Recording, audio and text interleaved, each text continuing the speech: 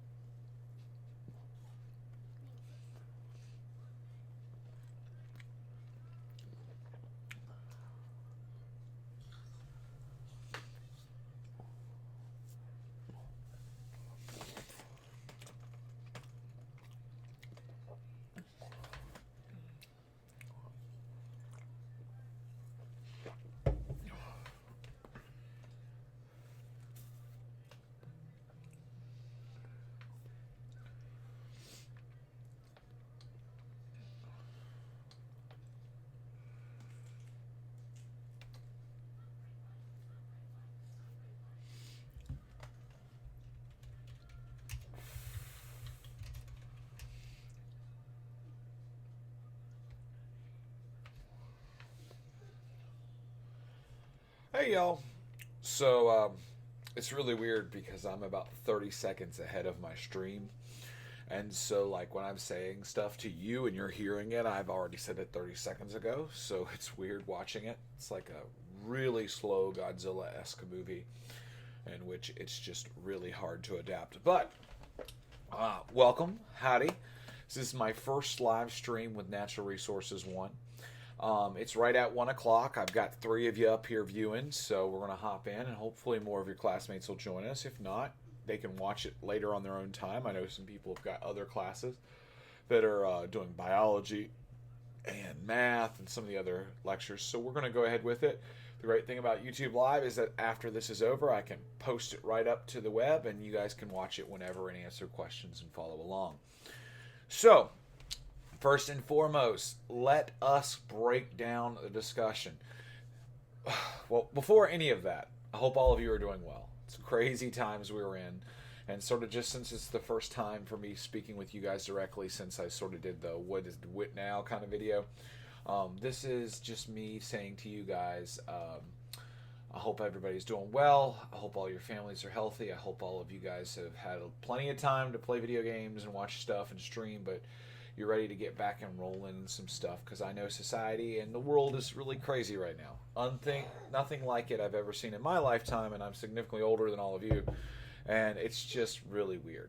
So, with that being said, let's break into the actual discussion. First and foremost, you guys can watch this at your own pace. If you're like to make comments, if you comment on this video on the live chat, I will answer your questions. So if you have had any questions or quandaries about the assignments given or anything, within reason, folks, I don't need to answer like where do babies come from or stuff like that. But if you drop me any kind of lecturing good point topics, I will roll right into them. I hope all of you are doing well. I'm excited to do this, and we'll knock into it. I'm trying to knock this out in 20 minutes. Because I told you I don't want to hold you much longer than that. So this is your chance to sort of see us, get it done, maybe make some comments, and enjoy yourself for a little bit. If we want to try a different format, maybe like Zoom or Google Meets, we can try that too. I just know YouTube Live was simple, and all of you can comment and live chat with me during it. So I figured, hey, why not give this a roll? So, we're going to go over the questions, and it'll be easy. So the first question is, I asked you in one of your assignments this week to watch a Predator and Prey video. The first one was the top 10 predators in North America. I don't know if that's entirely accurate, but I did like the video footage, and I thought that he did a good job explaining why each one of them were unique predators and had unique traits. This unit is sort of on animal relationships, adaptations, and the predator and prey dynamics, so I thought it was really, really good apply. Hey! Howdy. Howdy, howdy. I'm going to guess Shanzi P is probably Shannon. Howdy, Shannon. So anyway, I just thought I would just sort of bowl down these questions and then we knock them all out. So, what part of the discussion on predator and prey dynamic did you find most interesting? Really, that's an open-ended question, guys. You can answer it however you want. I just want you guys to sort of comment on what you thought was interesting between the predator and prey dynamic. For instance, for me, I think it's really cool that we have always thought predators were sort of like the top dogs in the food chart. You know, the top level tertiary consumers. They were the ones who did. Their life is way harder. They have smaller numbers, and the reason being is it's way harder to be at the top trying to eat everything than it is at the bottom trying to live in mass numbers. When we talked in class, guys, we talked about how like things like rabbits and mice might have like 30 offspring during a year. But the reason they do that is because a lot of them are going to get eaten. But you never hear about endangered mice or endangered rabbits. Why? Because those species have figured out the way to survive is to have buttloads of babies. But you do hear about eagles and things like that getting killed off. And the reason being is, guys, those are high-end predators that need food in a certain amount. And one little pull at that food web can send the whole thing toppling down for them. Everything at the bottom's fine, but they fall right off their pedestal. So I think the biggest dynamic, I would say, between the predator and prey is that everybody thinks the predators are the big scary creatures. They're really the most at risk for environmental changes. But you guys have all of your answers. The cool thing is there is no wrong answer, so go ahead with it. The next question is, which point made by Mr. Manzer and your peers stuck out to you the most about symbiotic relationships? Let's talk about symbiotic relationships and see if anybody in here wants to participate in the conversation. The number one thing that when I think of symbiotic relationships is the big three. Commensalism, mutualism, and parasitism. So commensalism. Commensalism is one benefits, one isn't harmed. We can go through hundreds of examples, but one of the favorite ones I think of is the remoras on a shark. The shark gets really no benefit of remoras being on them. I mean, there is a little argument that they clean the shark's scales a little bit, but they've really proved a lot of species of remoras don't really do that. They're just sort of sticking around the sharks. What does the remora get out of it? Food. Sharks aren't exactly clean eaters, so they can get little chunks of food. They also get protection because predators like barracudas or smaller sharks won't come after a remora when it's riding on the side of a great white, will it? So that's an example where one benefits and one isn't really negatively or adversely affected. The other one I would like to talk about, of course, is mutualism, where both benefit. Mutualism is a classic example of like the tick bird in Africa. One little tick bird comes along, lands on a rhino, eats all the bugs off the rhino. So the rhino's happy because the rhino doesn't have any ticks on it anymore. What does the bird get? Happy food and protection. The rhino also gets the additional benefit if something comes near the rhino, the tick bird loses its mind. And as a result, both of them benefit. That's mutualism, guys, in a heartbeat. That's the simple breakdown of mutualism. The next one I want to talk about is parasitism, which is easy. Mosquitoes, ticks, all of those. And I'm not going to use those examples because they're boring. All right? Bug eats us. We get eaten by bug. Bug benefits by eating. We get hurt. But parasitism is where one organism benefits and another one doesn't necessarily fail, but it doesn't necessarily benefit either. So my favorite example, of course, and you guys have all heard me say this in class, is mistletoe. So we look at it as this beautiful Christmas plant. We're like, oh, kiss me under the mistletoe. but it's not like that, all right? It is literally tree vampires. Mistletoe gets all its food from digging its advantageous roots into the bark and cambium of other plants and then sucking out nutrients from that plant. It's literally a plant leech or a plant vampire. That is where one tree is hurt and the mistletoe is fine. So that's an example of a classic example of parasitism. So you looked at your other things and examples. You've heard me talk about some of my favorites. So to answer question 2 in the discussion, what stuck out to you the most? Well, what stuck out to you the most? And the last question, of course, is why do you think some animals have been able to adapt better than others?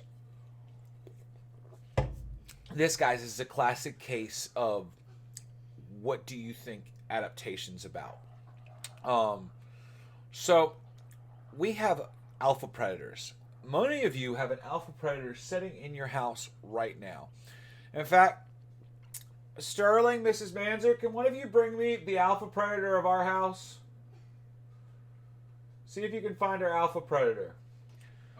They're going to look for my alpha predator right now, who is way cuter than it sounds like. But predators, guys, have become way, way, way good at adapting. Some predators and some prey. My classic example of them are things that live... Just bring me one of them. If it's the grumpier one, I'm sure he'll be happy. But anyway, we look at these creatures, these animals. Certain animals have been way better at adapting to human interaction than others. I think of foxes and deer. You see them in your neighborhood.